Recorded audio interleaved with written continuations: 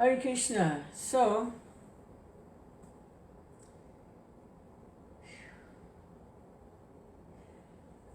well, I attended a meeting of devotees and online, and there were some very young devotees there that have small children, and they were in so much distress about how to protect their children, how to raise a child in Krishna consciousness in the present atmosphere. And you could feel their distress, their anxiety. They didn't want their children exposed to anything that would poison their mind. I mean, they're only small children, 2, 3 years old, babies. But the impressions that come at that age, they stay, in our life. So,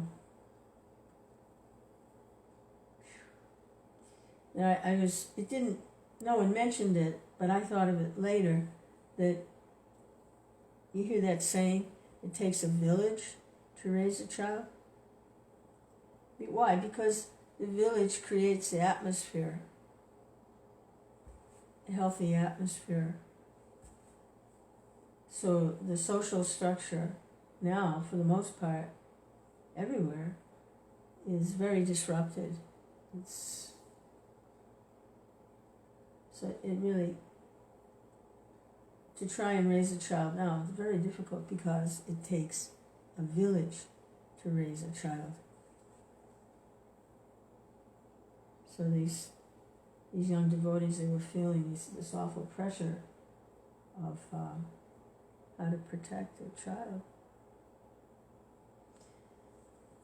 Hare Krishna, Krishna Krishna, Hare Hare, Hare Rama, Rama Rama, Hare Hare. In terms of Krishna consciousness, the instruction is there that no one should become a mother, no one should become a father, unless they can deliver their children into God consciousness. So what an incredibly stressful service right now to try to have a little family and a child. How will you protect them? Very difficult. I wanted to, I think what I'm going to try now, my next austerity, after 2 rounds at the top of every hour, which lasted for 2 months, which I wish it could have lasted longer, but I was about to leave my body. It was so intense. But I think this austerity, the next one, is just to read a chapter of Bhagavad Gita every night. Oh, what a difficult austerity, huh? Just read 1 chapter of Bhagavad Gita every night. And unless I don't think I'm going to do the Sanskrit because my Sanskrit is not that great. Some of the verses are familiar and I can sing them because I've heard them so many times. But for the most part, I'm just going to read the English. So I'm just going to start with chapter 1 of the Bhagavad Gita. And just read that tonight.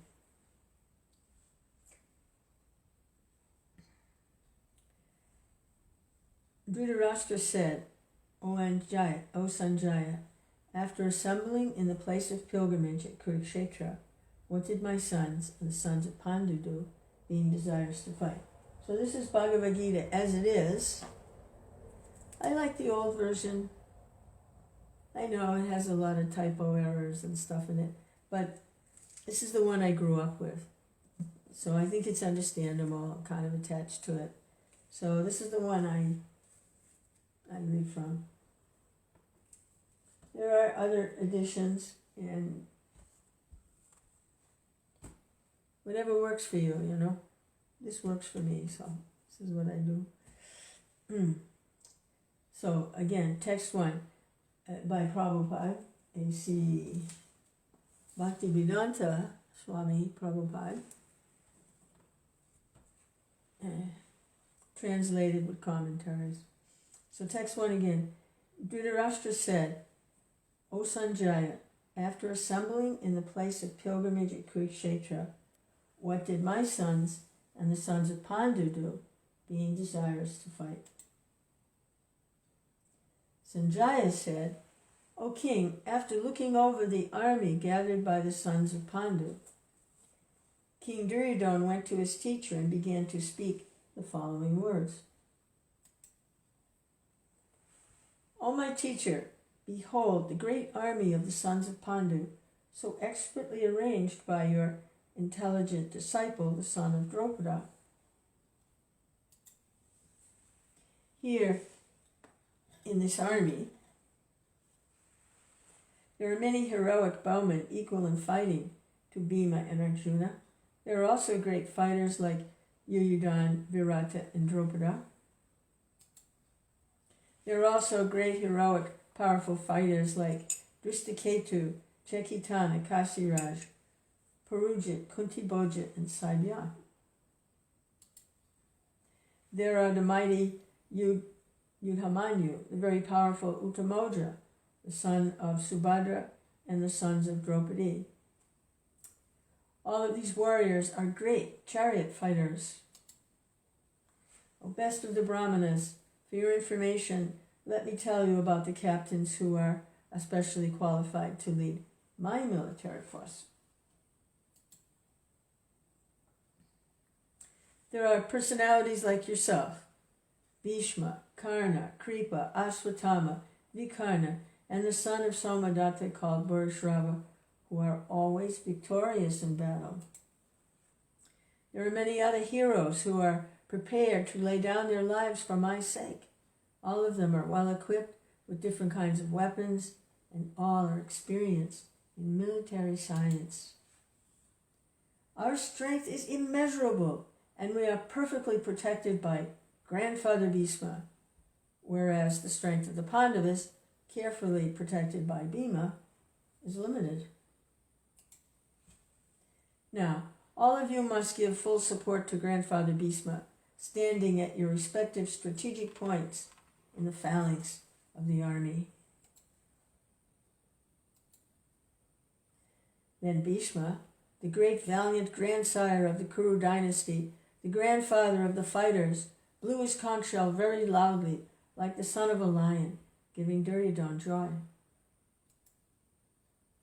After that, the conch shells, bugles, trumpets, drums, and horns were all suddenly sounded, and the combined sound was tumultuous.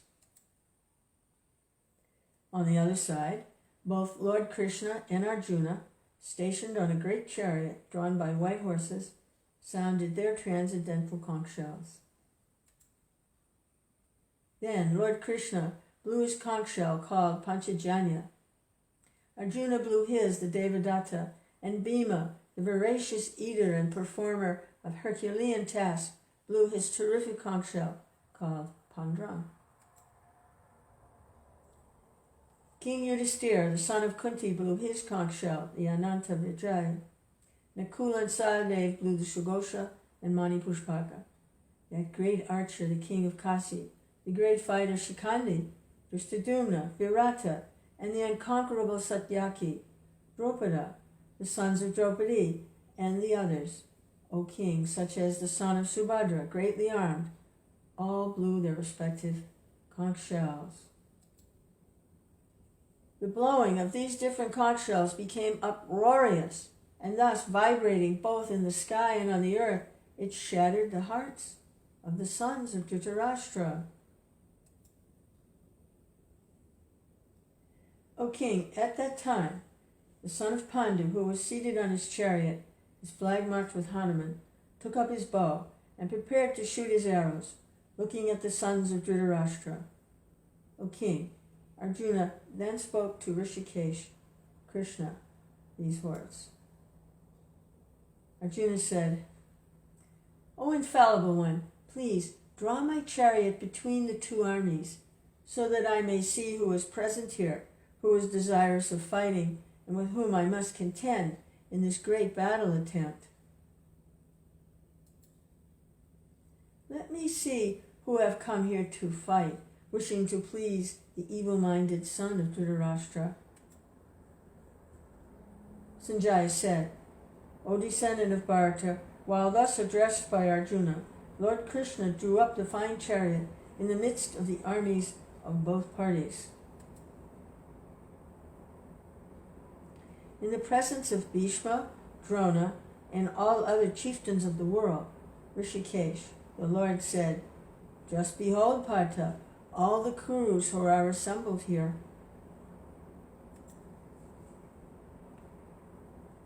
There Arjuna could see, within the midst of the armies of both parties, his fathers, grandfathers, teachers, maternal uncles, brothers, sons, grandsons, friends, and also his father-in-law and well-wishers all present there.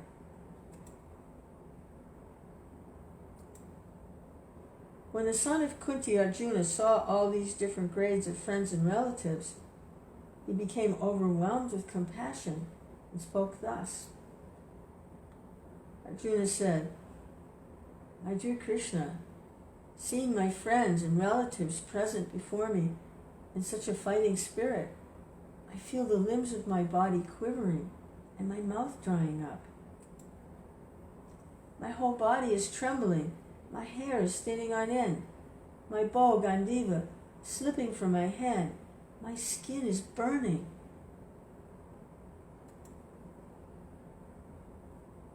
I am now unable to stand here any longer. I am forgetting myself. My mind is reeling. I foresee only evil, O killer of the Keshi demon. I do not see how any good can come from killing my own kinsman in this battle, nor can I, my dear Krishna, desire any subsequent victory, kingdom, or happiness. O Govinda, of what avail to us are kingdoms, happiness, or even life itself, when all those for whom we may desire them are now arrayed in this battlefield? O Madhusudana, when teachers, fathers, sons, grandfathers, maternal uncles, fathers-in-law, grandsons, brother-in-law, and all relatives are ready to give up their lives and properties and are standing before me, why should I wish to kill them, though I may survive? O maintainer of all creatures, I am not prepared to fight with them even in exchange for the three worlds, let alone this earth. Sin will overcome us if we slay such aggressors. Therefore, it is not proper for us to kill the sons of Dhritarashtra and our friends. What should we gain? O Krishna, husband of the goddess of fortune, how could we be happy by killing our own kinsmen? O Janardana, although these men, overtaken by greed, see no fault in killing one's family or quarreling with friends, why should we, with knowledge of the sin, engage in these acts? With the destruction of the dynasty, the eternal family religion is vanquished, the eternal family tradition is vanquished, and thus the rest of the family becomes involved in irreligious practice. When irreligion is prominent in the family, O Krishna, the women of the family become corrupt, and from the degradation of womanhood, O descendant of Vrishni, comes unwanted progeny. When there is increase in unwanted population, a hellish situation is created both for the family and for those who destroy the family tradition. In such corrupt families, there is no offering of oblations of food and water to the ancestors. Due to the evil deeds of the destroyers of family tradition, all kinds of community projects, family welfare activities are devastated. O Krishna, maintainer of the people, I have heard by disciplic succession that those who destroy family traditions dwell always in hell. Alas, how strange it is that we are preparing to commit greatly sinful acts driven by the desire to enjoy royal happiness. I would consider it better for the sons of Dhritarashtra to kill me unarmed and unresisting, rather than fight with them. Sanjaya said, Arjuna, having thus spoken on the battlefield, cast aside his bow and arrows and sat down on the chariot, his mind overwhelmed with grief.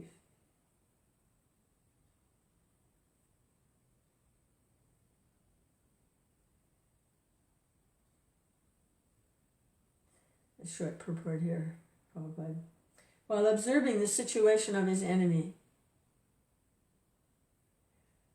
Arjuna stood up on the chariot, but he was so afflicted with lamentation that he sat down again, setting aside his bow and arrows.